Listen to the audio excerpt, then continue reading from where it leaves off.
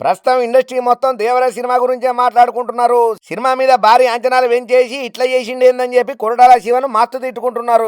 ఏది ఏమైపోయినప్పటికీ ఇటువంటి సమయంలో జూనియర్ ఎన్టీఆర్ అన్న కళ్యాణరావు కనిపించకపోవడంతోటి ఎక్కడ కూడా మీటింగ్లల్లో కానీ ప్రమోషన్లలో కానీ కనబడకపోవడంతోని ఇద్దరి మధ్యన ఏదో తేడా కొట్టిందనే రూమర్స్ అయితే గట్టిగానే నెటిజన్లలో వినబడుతున్నాయి. కామెంట్లు కూడా గట్టిగానే పెడుతున్నారు. అయితే ఒకప్పుడు దూరంగా ఉన్న కళ్యాణరావు జూనియర్ ఎన్టీఆర్లు ఆ తర్వాత చాలా దగ్గరైన్లు. ఎంతలా అంటే ఒకరి సినిమాలను ఒకరు నిర్మాతలుగా చేసుకునేంతలా ఒకరి సినిమాలను ఒకరు ప్రమోషన్ చేసుకునేటట్టుగా తయారైనరు. కాకపోతే మరి దేవర సినిమాను సమర్పించినటువంటి కళ్యాణ్ రాము దేవర సినిమా ప్రమోషన్ లో ఎక్కడ కూడా ఈవెంట్లలో కనబడకపోవడంతోని ఇప్పుడు ఈ చిన్న ముచ్చట కాస్త పెద్ద చర్చకు దారితీస్తున్నది. అటు చెన్నై ముంబై రెండు ప్రాంతాలలో పెద్ద ఎత్తున ప్రమోషన్స్ చేసిన జూనియర్ ఎన్టీఆర్ ప్రత్యక్షంగా పోతున్నాడు కానీ కళ్యాణ్ రామ్ యాడ కనబడతలేడు. కనీసం నా సినిమాను చూడండి, తమ్ముడు సినిమా అత్తున్నది ఆదరించండి, సినిమా బాగున్నదనే కనీసం సూచనలు సుతం ఎక్కడ కూడా కళ్యాణ్ రామ్ ఇయ్యలేదు ఇప్పటి వరకు. అయితే దీన్ని బట్టి చూస్తే కంపల్సరీ అర్థమవుతున్నది నిజంగా తమ్మునికి సమర్పించినటువంటి సినిమాలలో నష్టాలు ఏమైనా పెద్ద బొక్కబడ్డదా కళ్యాణ్ రామ్ కు, లేకపోతే తమ్మునికి ఎక్కువ పెట్టించి కళ్యాణ్ రామ్ ను తక్కువ చేసుడితోటి ఏమైనా కోపం అవుతున్నాడా?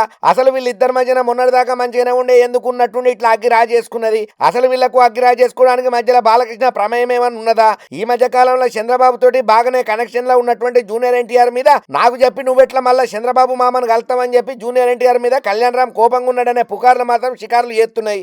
ఏదేమైనా నిప్పులేందే పొగరాదు, అసలు గొల్లం సప్పుడు లేదైతే ఏదైతే బయటికి రాదు. మరి ఉన్నట్టుండి కళ్యాణ్ రామ్ సినిమాకు సమర్పణగా ఉన్నోడు ఎక్కడ కనిపించకపోవడం, ప్రచారం చేయకపోవడం, కనీసం ఒక బయటను సుతం విడుదల చేయకపోవడం నిజంగా అనుమానానికి అగ్గిపోసినట్టే ఉన్నది. ఎందుకంటే అసలు మొదటి నుంచే కళ్యాణ్ రామ్ కు జూనియర్ ఎన్టీఆర్ కు చాలా గ్యాపులు ఉండే తర్వాత కాలక్రమంలో జరుగుతున్నటువంటి పరిస్థితులలో నందమూరి ఫ్యామిలీలల్లో ఎవరైతే చంద్రబాబు నాయుడు అలాగే బాలకృష్ణ గాని వాళ్ళ కో ఫ్యామిలీ ఏదైతే ఉన్నారో వాళ్ళందరూ హరికృష్ణ ఫ్యామిలీని కొంచెం దూరం పెట్టుతోటి లోపల బాగా రమించినటువంటి హరికృష్ణ ఇక ఇట్లయితే కాదు, నేను బతుకుండగానే ఇద్దరు కొడుకులను దగ్గర చేసి వాళ్ళిద్దరు సంతోషంగా ఉండు నేను చూడాలని చెప్పి వాళ్ళిద్దరిని ఒక్కటి చేసి ఒకరి గురించి ఒకరికి తెలిసేటట్టుగా ఒకరి విలువలను ఒకరికి అప్పచెప్పేటట్టుగా అట్లా ప్రేమానుబంధాలు కళ్యాణ్ రామ్ కి జూనియర్ ఎన్టీఆర్ కి బాగా కలిసేటట్టుగా చేసి ఇక వీళ్ళిద్దరిని సంతోషంగా చూసుకుంటా అనుకోని ఒక దుర్ఘటన వలన జీవిడిసిండు టాకరయ్యి. ఇక తండ్రి హరికృష్ణ చనిపోయిన తర్వాత అన్నదమ్ములు ఇద్దరు కూడా సంతోషంగా కలిసిమెలిసి ఉన్నారు. ఇక ఈ మధ్య కాలంలో మళ్ళా జూనియర్ ఎన్టీఆర్ కొంచెం